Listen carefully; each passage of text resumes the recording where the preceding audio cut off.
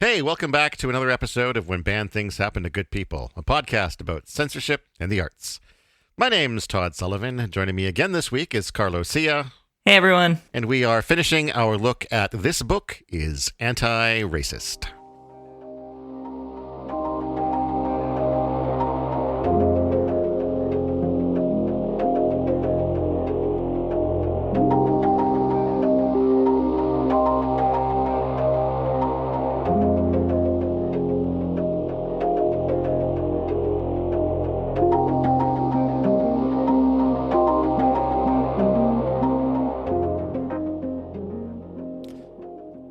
Welcome back, Carlo. It's good to have you here again.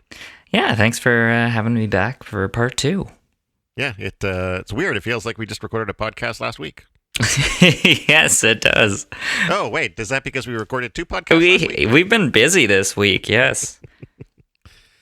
Yeah, we're getting on the ball here. Well, because this is still a relatively sort of young person's book. It was easy to pull ahead on the reading, and we're recording this one about a week and a half before it needs to be out, which is a chance to get on top of things, which I always like. Yeah, this was definitely a good book for me to take on because I'm not an avid reader. So I felt like I was able to read it pretty quickly, which made me feel real well. Yeah, you can add a book to your, things that you've completed in 2021. Yeah. Yes. You can go to That's Goodreads. Sad, like an elementary book. It's not too late to go to Goodreads and choose your goal for how many books you'd like to read in 2021. You still got, 2.5-ish, 2.25-ish months to finish up some 2021 reading. Yeah, it's probably not going to happen. So thank you for getting me to read a book in 2021. Any book at all, yeah. This was a good book to read, though. It was a good book to read. Do you find that, looking ahead to 2022, that is really the first year, I think, that's felt like truly like science fiction. Truly, I cannot fathom the fact that we're about to exist in the year 2022. You know what? It's not so much like existing in that year. I feel like the science fiction is just everything that's happened in the last couple years and where things are going to go moving forward. I don't know. That's more than anything for me. Yeah, I don't know. Something about the year 2022 just seems like an unrealistic sounding year more than any other past year. Well, wasn't it like back in the older movies from like the 60s and 70s, they were, looking at the 2020s to be the year where we're going to have flying cars and all that crazy stuff. It is interesting to look back at like some of the dates that science fiction movies have used for the future before, because we're well past plenty of them.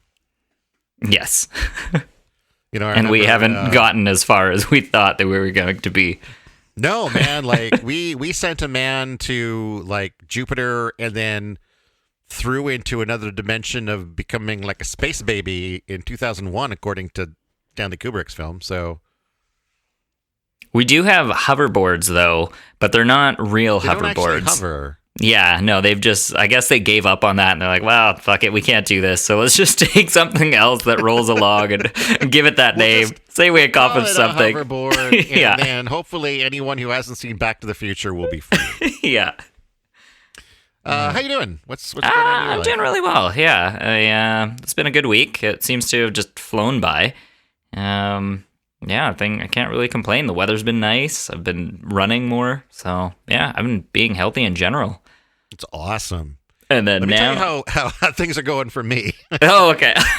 And I think this story, I think, would be relatable to many people, and it's kind of indicative of just where my status is in general, I think. So I got up today. I got to leave the house a little earlier than normal because my daughter Morgan, it was a parent-teacher interview. So I had to be at the school at 1:30 for that. And so had the parent-teacher interview. Everything was fine. Went out for coffee with her and my ex, Morgan's mom, afterwards. We went to Starbucks, blah, blah, blah, blah, blah. We had a nice visit. Afterwards, I went home. And one of the first things I do when I get home is I take my pants off because I'm a grown-up and I don't have to wear pants at home if I don't want to. And so after taking my pants off, I go into the bathroom because it's time to wee, and I promptly realize that my underwear is on backwards. Oh, wow. This, like, you talk, I mean, you see people who get, like, their shirts on backwards or their shirts on inside out or something. This might be the first time I've put my underwear on backwards. You know what, though? That's less embarrassing than having something on the outside of your clothes that's inside out, right? Unless you had your underwear on the outside of your clothes, and that's just a double mistake at that point. Yeah. I think. But I feel like that's really like a really good metaphor, like for being all like put together and in control and on top of things on the surface, but underneath you're kind of a mess, and maybe you don't even know it. So. That's how I'm feeling about things today. But for the most part, I feel like, at least on the surface, I'm large and in charge, or whatever that saying would be. Well, that's good.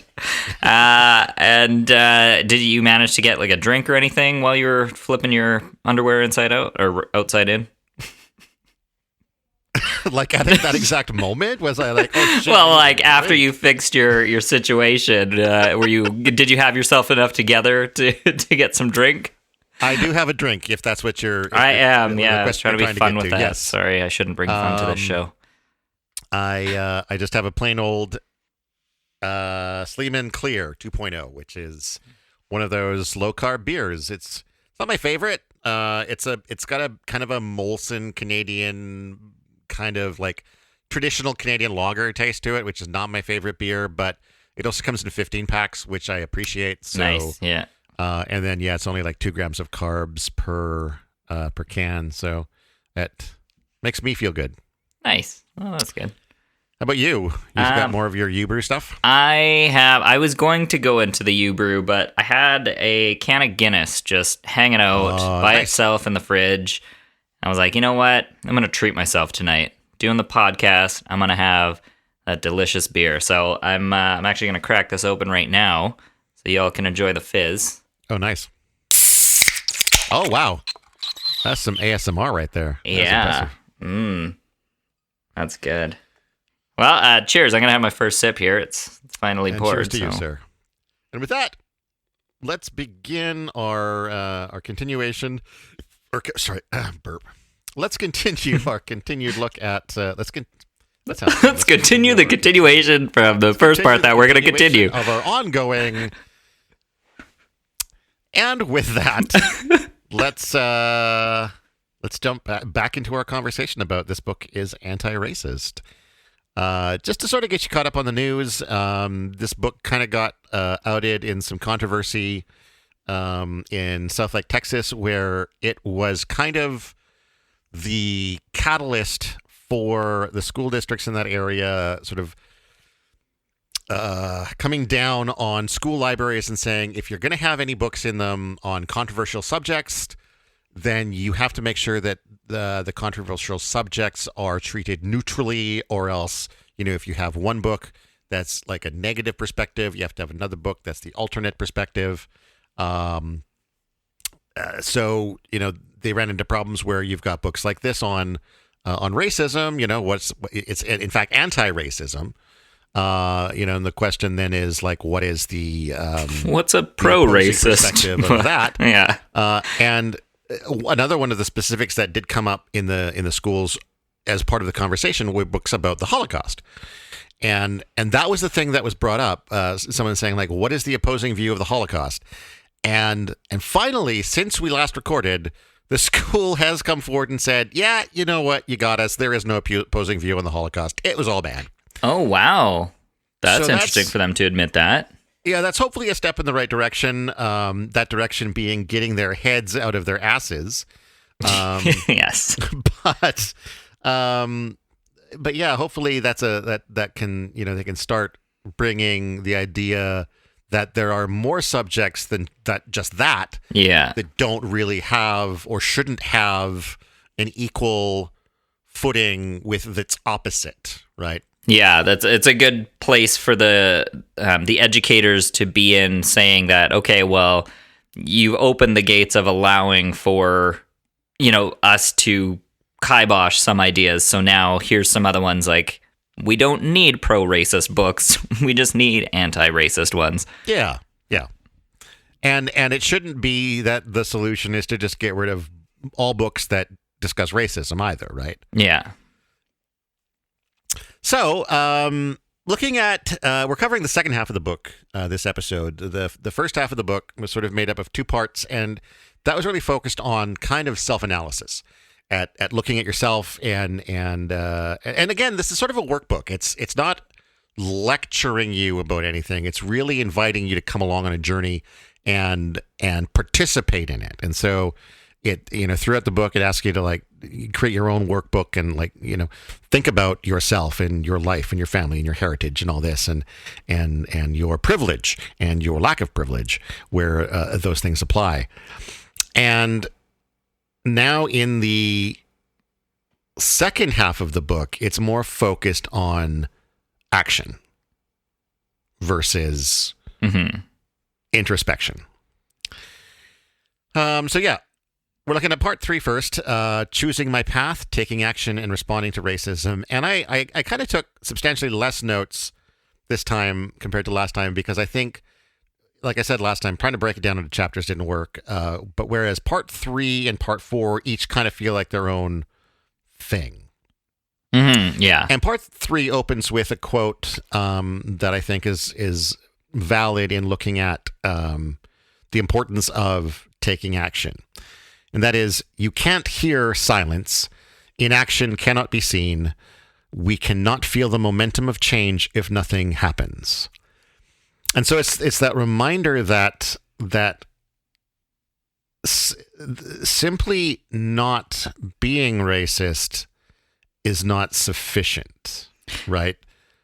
Yeah, it's still allowing that, like, I mean, you might not be propagating any new racism, but you're still allowing for what's out there to kind of circulate and allow it to kind of infect others. And there, I don't think we talked about it in the first part, but she does, I think it was right at the beginning, she kind of describes racism as like a smog that we breathe, or like dirty air that we breathe. And that's kind of, along the same vein of like, if we're not constantly cleaning up the air, we're just, letting it blow out there, then yeah, other people are going to be breathing it in and it's going to affect them. So I think we all do need to take a part.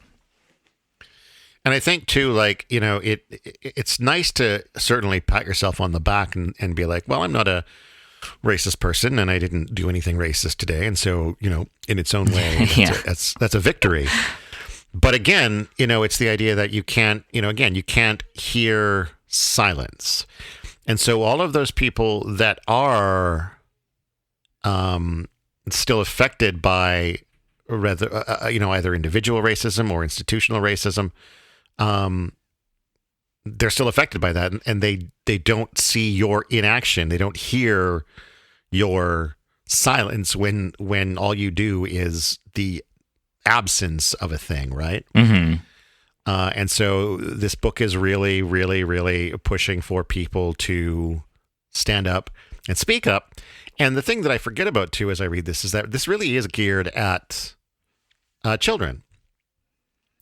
The author talks in this section about how, looking back on, we talked last time about the story about the child in her class who was bullied by the teacher and everything else.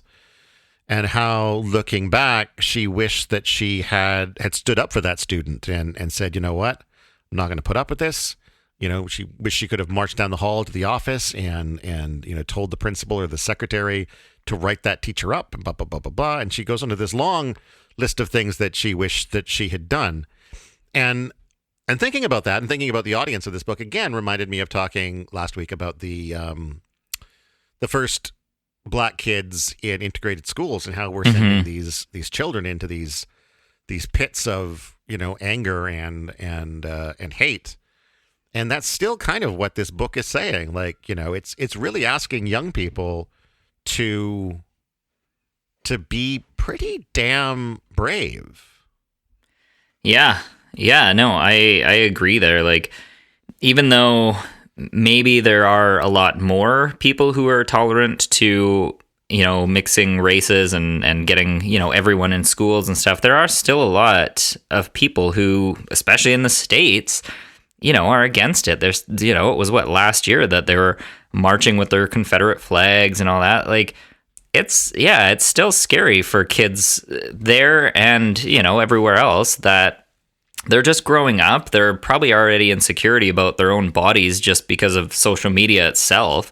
And then you go into a place that now they don't feel wanted, or as wanted as, some of the other, the quote unquote majority is, how they're wanted. And yeah, it's definitely a brave thing for kids to, to go to school or just to go anywhere. Even beyond that, there's a section or a portion in this part of the book that talks about, like, hypothetically, let's say you're in the car with your family and you're driving down the road and you see a couple of black kids who are being harassed by the police. And she lists all of these different things that you, as the reader, could do, ask your parent to pull a car over and get out and go and sort of, watch what's going on and speak up and say, like, we see you, or, ask them, is there anything that we can do to help? And, again, as I'm reading through this, though, like, I'm reading all this and thinking, like, but I'm also reading it as, a 48-year-old man. And I have to stop and think, like, this book is actually directing, 10, 11, 12-year-old kids to have that kind of awareness, that kind of bravery. Well, and that part there, to me, as I was reading this book, I kept it in my head that this is for kids, and so I could see at that part where I even made a note here where white parents might get upset that this book is telling their kids to kind of go up against the authority. But on the same time, this is telling those kids that, yeah, sure, maybe police are supposed to be there to help you out, but that hasn't been the case for the global majority. And so we need to just hold them accountable, basically, and everyone has to do that. So you need to get your parents out, you need to start filming, you need to ask to make sure everyone's okay. And yeah, like you said, this is geared towards kids. Mm-hmm. And it's putting a lot of pressure on kids, but I also think that, to an extent, if it's not put there, it's not, how much longer is it going to take for things to get better, right?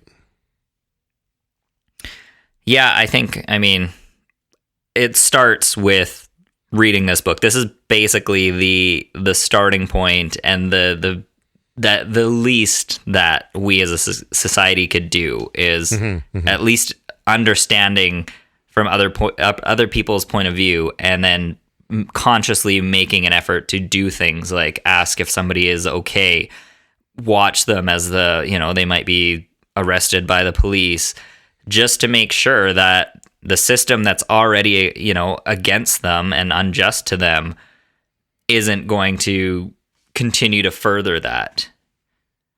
Mm-hmm. Yeah.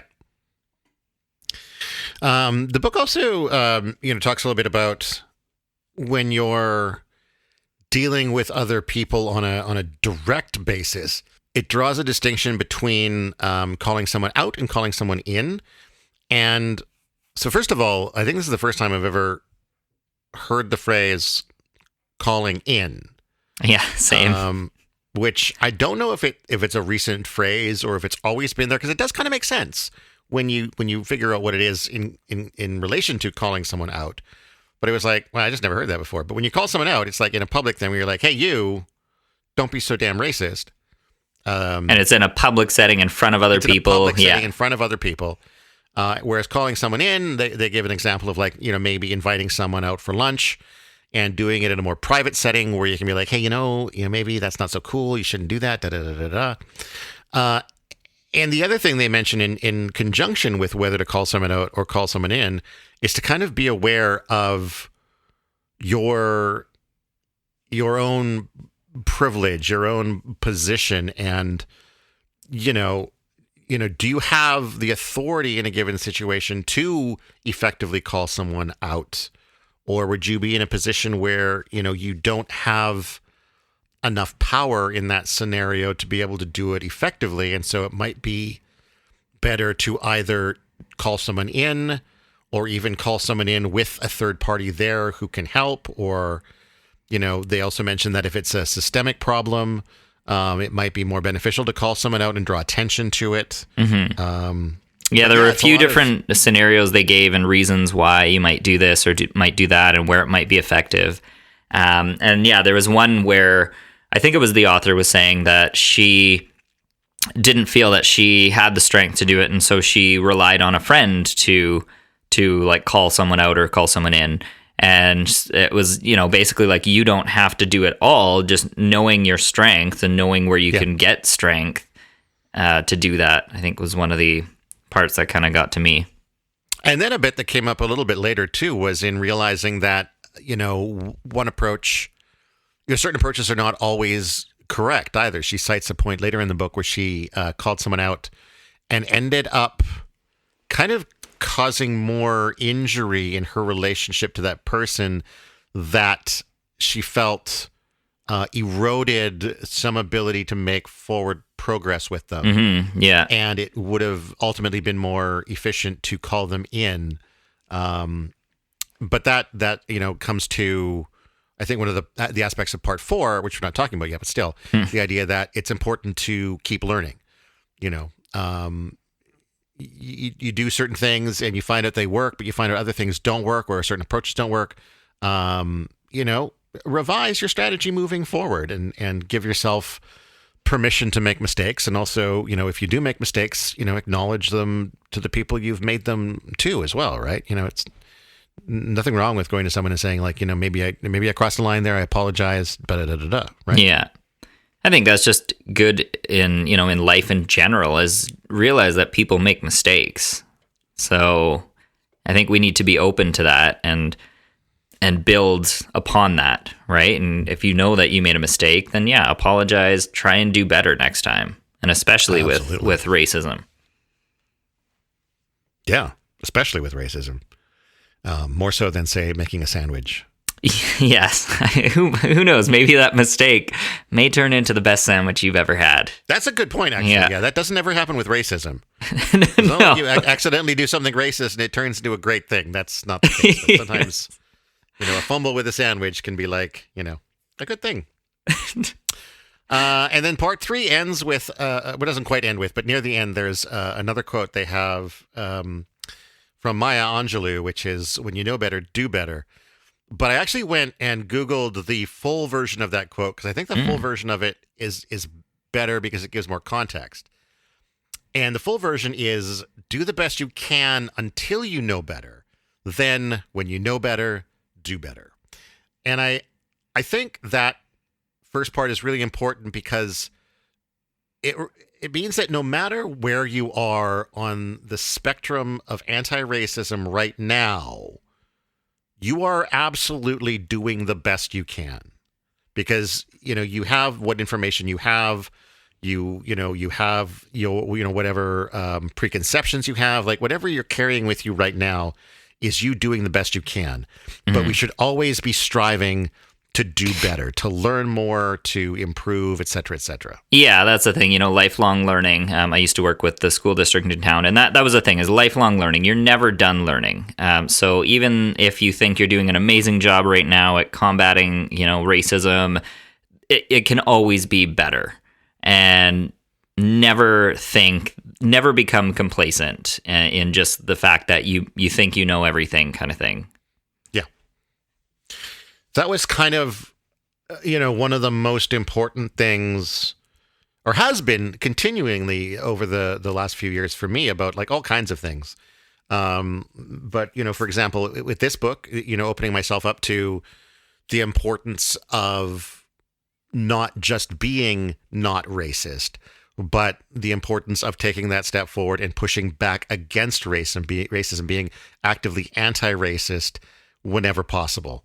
I've also learned a lot over the last couple of years about trans issues because I have been following more and more trans people on social media and on YouTube, and just spending more time listening to them and informing myself about what their day to day is, what they are hoping to achieve, and I'm far more aware of what's going on there, and far more able to speak about it, and happy to speak about it than I was 5 years ago, and I think that's a good thing too, right?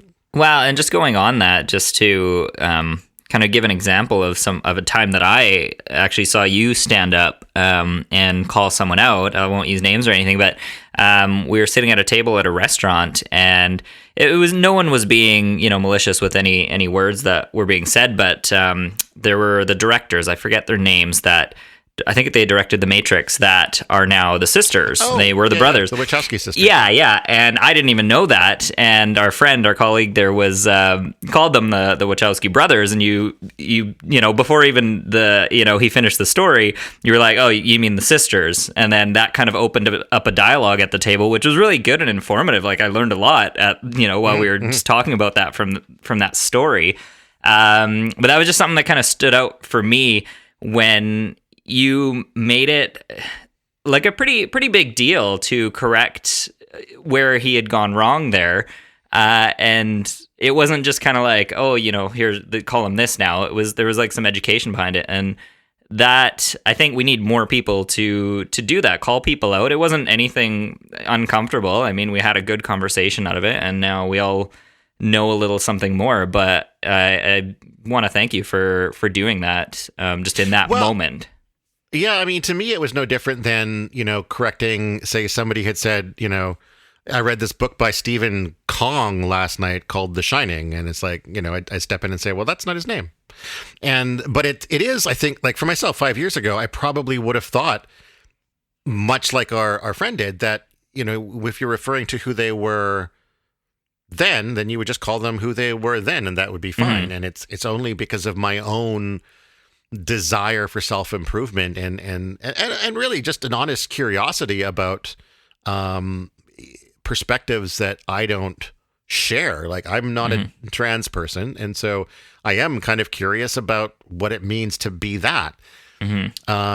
So yeah, I mean, I'm that's where learning in all aspects. Yeah, and that's where it starts, is from a friend having a conversation with others that sparks that curiosity and interest in them, and then later on they'll be in a conversation that something similar may come up, or something along the race lines, and they will at least have started their process in learning and maybe feel more comfortable to call people out or in, and just correct the what they had said, or educate them on something that they didn't know.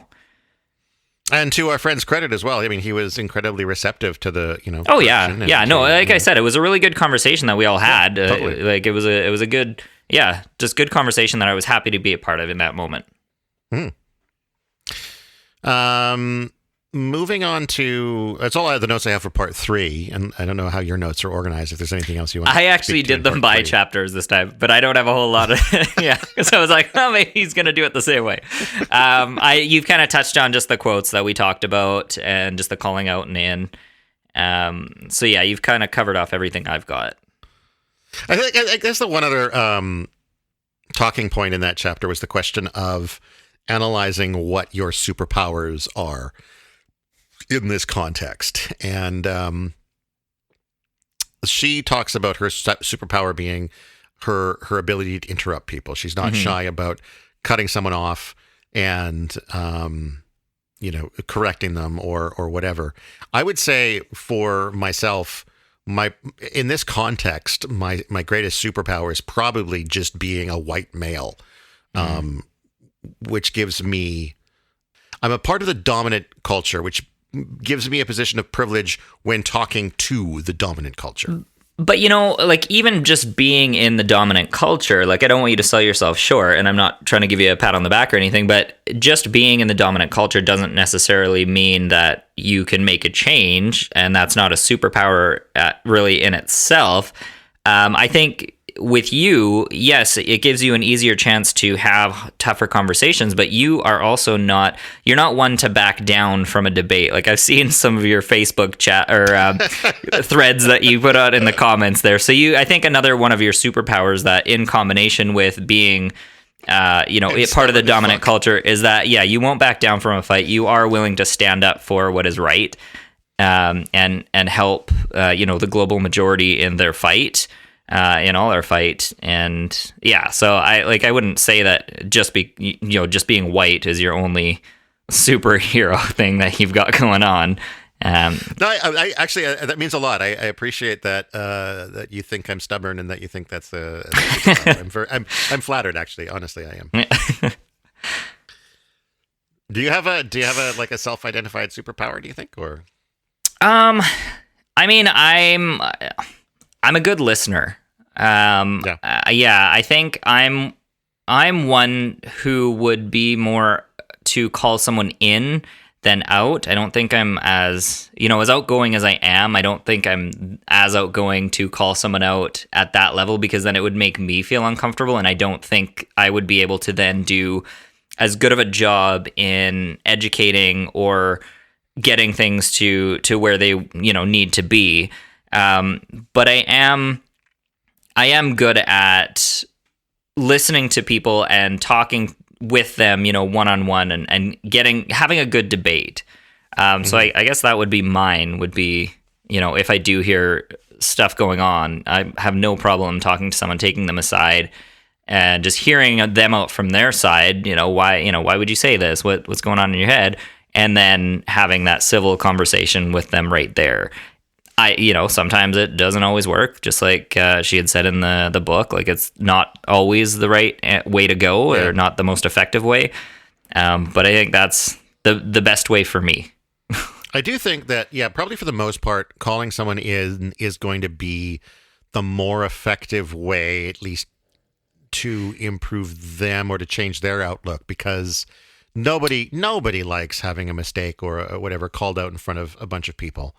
But now, having said that, though, like, it is a lot harder for the person doing the calling, because you're just one-on-one. So if you're somebody who is very confident and feels able to go head-to-head with somebody, then calling them in, I think, is a great way to go. But if you don't necessarily have the experience or aren't feeling as strong going one-on-one, especially like if you were a smaller woman against a giant guy, maybe calling them in, although I'm sure maybe they might be more receptive to it, you as a person, if you're not comfortable with being in the one-on-one situation, that's not always the best way. So it's a kind of a fine balancing thing of which way would be more effective, which way am I more effective, which way will they be more receptive.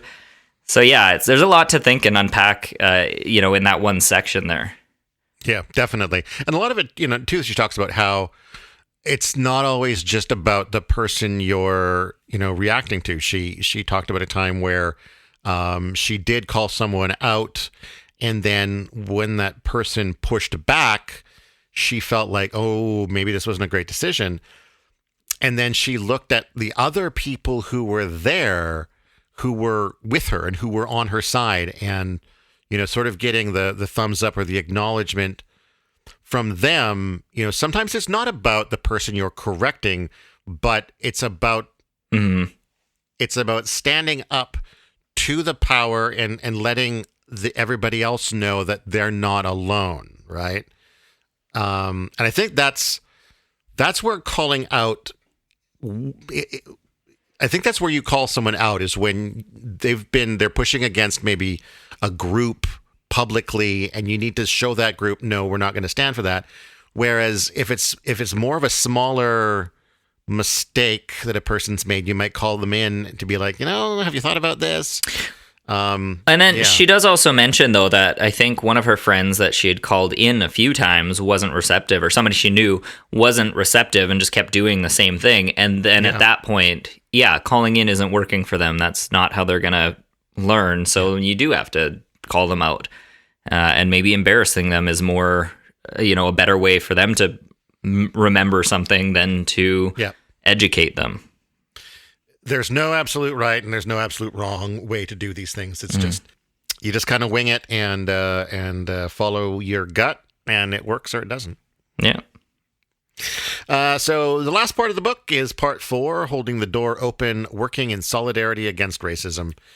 And it's all pretty much the same as part 3, you know, talking about what you can do, but you know, it's about working as a whole. And the first point in the chapter or the part, whatever, is to spend your privilege. So wherever it is that you have privilege, that's where you start. And use that privilege as much as you can in these conversations, right? Yeah, I like this one line. I think it was near the beginning.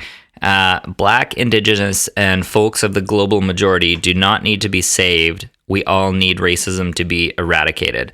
I like that, especially for us, you know, 2 white guys doing this podcast on this book, is, you know, we shouldn't be coming at it from the lens of we need to save them, you know, we need to help them and whatever. It's like, no, we just need to help do our part to eradicate racism so that we're all, you know, equal and we all have the benefits that the, you know, the dominant culture has been taking advantage of all these years. Yeah. Yeah. And I know for myself, I mean, you know, part of the benefit I've had reading this book is analyzing my privilege. And, you know, like you said, as a white cis male, I am always kind of aware of that privileged position I have. And I try to keep myself open to opportunities to be reminded of it and to look at it from perspectives maybe that I haven't.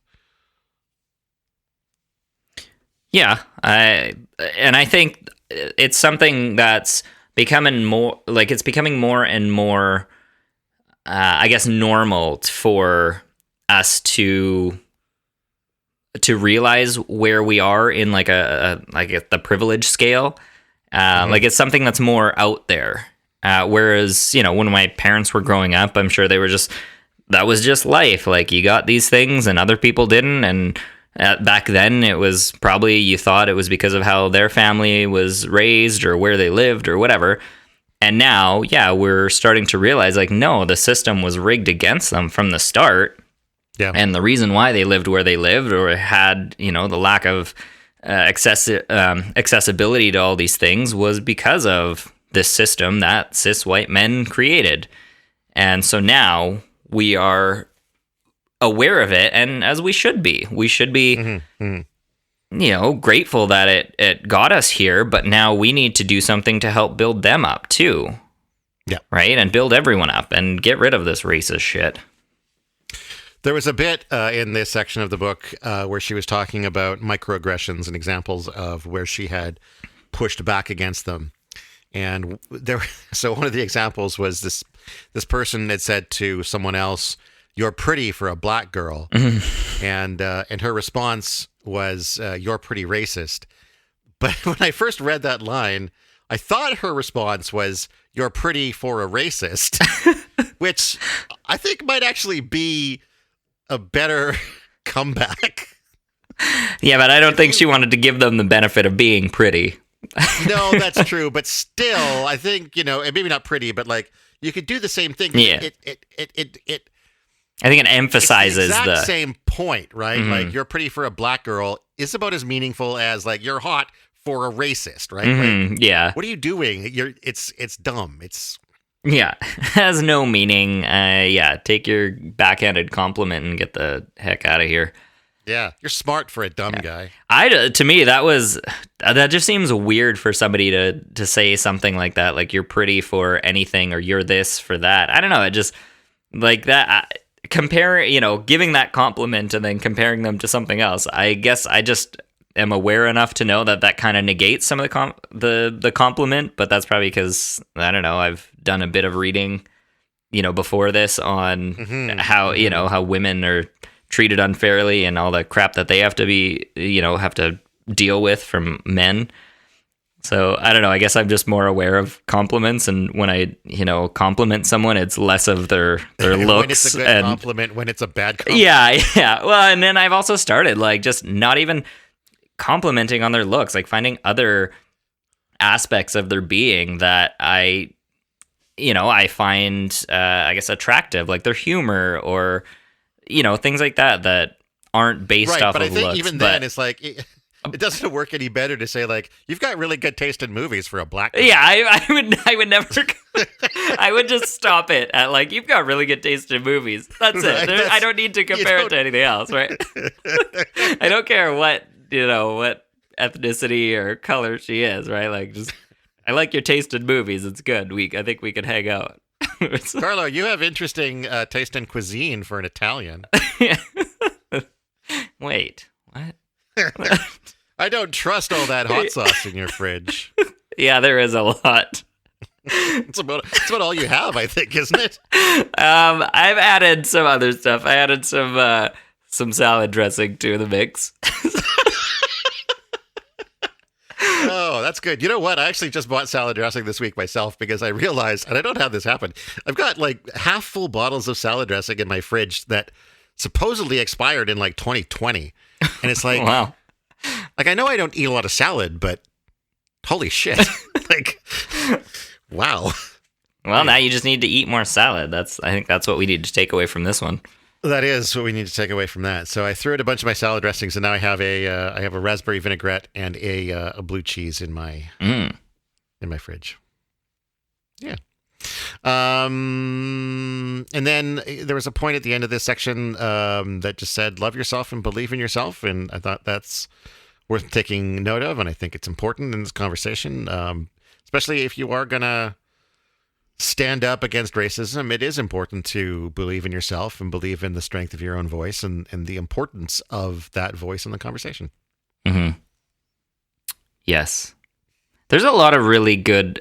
I liked this book for the fact that she made me think just a lot about myself in general, and then the way that other people have lived their lives and how it's differed from like just the mentality of how they have to think about, if you are with your parents and someone's being arrested, like watch how the police are treating the black people that they're dealing with, and take your camera out, and like that's not something. I think partly from where we live that you don't see that very often. But then I was thinking like, okay, but we do have a lot of people that live on the main drag that are people experiencing homelessness who, yeah, you see them doing some sort of drugs in the morning and in the evening, and then you see the cops in there doing whatever, but it's like, okay, well, what brought them to that point? How did society, set them up to fail? And how can I make sure that they're being treated fairly? Mm-hmm. And yeah, so I don't know. It's just been a lot of thinking over the last, week of reading this book, and I'm glad that you've asked me to be a part of this one because, yeah, it's opened my eyes a lot more than I thought they were. Yeah, I think I find the same in my response to the book. I think the subject is so well handled in that, no matter I think where you're coming from, like. Reading it, like I said, I've said a few times, it does remind us of, where our privilege is and isn't. And, for myself, I think, tick a lot of privilege boxes, but it invites you to analyze that in a way that's not asking you to feel guilty about it either, And I think that's where a lot of people's knee-jerk response to this sort of conversation is in feeling like they need to feel guilty because of their privilege. And I don't think that's necessary. I think, you can be aware of the privilege and, in fact, like, she encourages you to spend your privilege, take advantage of your privilege and use it as a currency in this conversation to maybe get messages out to a different demographic than others can. Mm-hmm. Yeah, be more effective where others feel that they can't, right? In reaching other people. I don't know if we're this far in. I think because we're nearing the end of the book, but I have a note, a line that she had written in here, and it kind of goes, touches on the quote from Maya Angelou. Know that even though your intentions were kind, the impact of your mistake is lasting and affects folks beyond yourself. Listen to others while they call you in and out, and learn from those moments and mistakes. Work on not repeating them, and try not to let them deter you from doing the work. So that kind of is, I feel like, another way of reiterating that we're constantly learning, and you may think that you're doing something great, but what your kind intention, it ended up harming somebody else or impacting them in a negative way. And when you learn that, make a change to do better. Yeah, I think, definitely always learning and always listening to other people, particularly those that are the ones being affected or the ones in question. Mm-hmm. I remember hearing Kamloops, I want to say a couple of years ago now, during the midst of the Black Lives Matter initial sort of push in the States. There was a group that was looking to put together a Black Lives Matter protest here in Kamloops, and there was some pushback because there were no BIPOC. Is that the way to pronounce that? BIPOC? Yeah, that's how I've been saying it. There were no BIPOC people involved in the planning of it. Oh, right, yes. And so it basically was accused of this kind of white saviorism thing. Mm-hmm. And so everybody in that was on the organization committee were like, okay, well, we won't do it. And I think they still ended up there was an unofficial protest on the day in question, but it had not been officially, and I think that was fantastic of them to do that. At that point, maybe it is verging on white saviorism, and let the people, let the Black lives themselves, let mm-hmm. them be the one to carry that torch.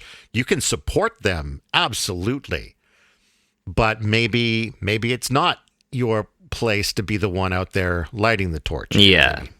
Yeah, no, that's a good point that you brought up there. But yeah, that's about all I have to say on the book. If you've got further notes, you're welcome to share. I do. Yeah, just another quote, and this is from, is it Lila Watson? Indigenous Australian artist and activist and academic. And there's a quote that she has, I think it was near the end of the book. If you've come, this actually touches on kind of what you were talking about there. If you have come here to help me, you are wasting our time. But if you have come because your liberation is bound up with mine, then let us work together. And I think that's good. Yeah, we shouldn't, that whole white savior thing, like we shouldn't be taking up the torch for somebody else, because it's not that we're saving them from racism. It's that we're just trying to end racism, and we need to do that mm-hmm. together. And in doing so, that creates a better society for everyone to live in. Yeah, absolutely. That's all I got for my notes. My takeaway from this book overall is that I would definitely encourage, like, if there's any parents listening to this right now, and you've got kids sort of in the grade 4, 5, 6, I would say ask them to maybe go and see if this book is in their school library. Encourage them to take it out and spend some time reading it with them. I think it's important for something for kids to be learning about, and it's something for adults to be learning about too. I would definitely recommend this book. I don't think it should just be a kid's book. I think it would be best absorbed by kids and parents alike. I think this is a good just parenting book in general. I wouldn't even leave it to the schools to do this. No, this is a good thing for schools to have, but I think this is a good conversation to have with your children. And it's sure, maybe times you might feel a little uncomfortable with some of the questions being asked, but I don't think it should be taken in that way. And especially the way that it's written, it's not accusing anyone of anything. It's just saying, like, here's here's how we got here. Now here are some things that we can do to help each other out. And yeah, so I would encourage you. I think you should read this with your daughter. I think this would be kind of like a fun thing. I definitely was. Yeah. Yeah, but I think it should be a book that everyone reads.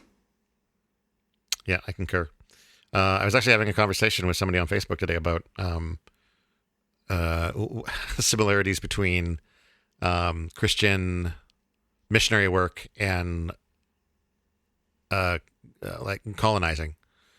And I thought briefly about like recommending this book to the person that I was having that conversation with, just as a way to sort of opening yourself to these ideas that he probably hadn't thought of. Yeah. I mean, I don't see any negative way that this book could impact your life, no matter who you are. No, it does sometimes. It does feel weird, or it does feel like it would be weird to approach this as like, hey, have you considered reading this children's book about racism?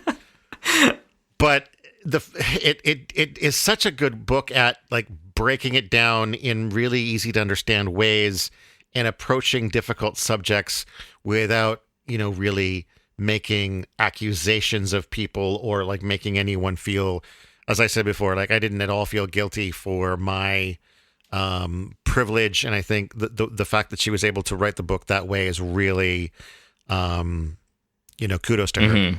Yeah. No, because it is. You're right. It's like a difficult subject.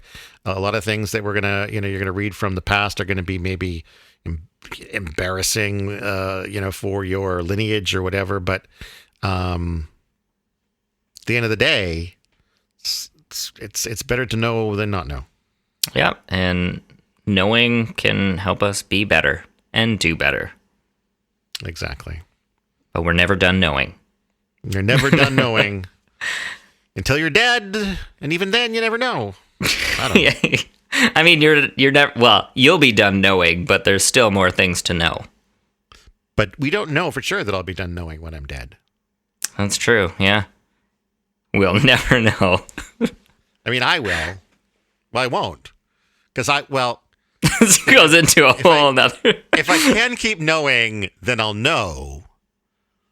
But if I can't keep knowing, then I won't know because I can't know. Right? Yeah. Yeah. And who knows?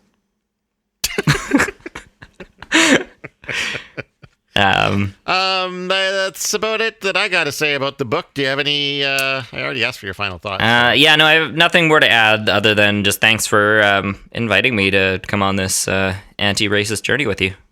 We will be, as always, following our multi-part episode up with a live episode on November 15th? Yes, that's a Monday. So Monday, November 15th at 7 p.m. We'll be live on the Podbean app. A reminder that if you want to call in or join us in the chat room, you will need to be using the Podbean app. And if you are calling in, you do need to have a headset connected to your microphone or your phone. We hope we will want to call and join us. It's one of my favorite parts is being able to chat with people live, especially if they've been following the episodes along and, want to have questions about the book, our thoughts on things, share their own thoughts on things. Mm-hmm. Like you got plenty of time to go and read this book between now and when the live episode hits. So like maybe go and take it out of the library. I'm about to return my copy here in Kamloops. Yeah, it's an easy reader. So yeah. You have no excuse. Give it a read, pick out all the things that you think we got wrong, and then like come and tell educate us us. Racism is great, or give us be the voice of the opposing view of anti-racism if you want to be, or don't just call in and say that racism sucks, like we've kind of been saying. But yeah, November 15th, 7 p.m. We will be live. Hope to see you then. Carlo, you want to plug our other thing? Yeah, so we do another podcast, Todd and I, and it is Half Cut Conspiracies. And on that one, we enjoy some random drinks each episode and cover a different conspiracy that has infiltrated the modern society. And there's a lot of interesting and funny ones out there, so it's usually a good time. where we sit down and just kind of shoot the shit. So if you're interested in chatting about conspiracies or learning about random fun fact conspiracies, we've covered things such as Area 51. We just did one on Tupac. We've got another Halloween one coming out, which I guess will be out when you release this one, on Jack the Ripper. Yeah, some conspiracies behind that. So we cover a wide array of conspiracies, and we have a fun time doing it. So yeah, if you want to check that out, you can search us at Half Crit Conspiracies on any of your socials, or with Google. We're on all podcast apps. So yeah, give us a listen. And you can find links to all that on the web as well at blahblahblahmedia.com, BLAHBLAHBLAH media. I guess that's that. Thanks for listening. Until we meet again, why don't you go and read a fucking book?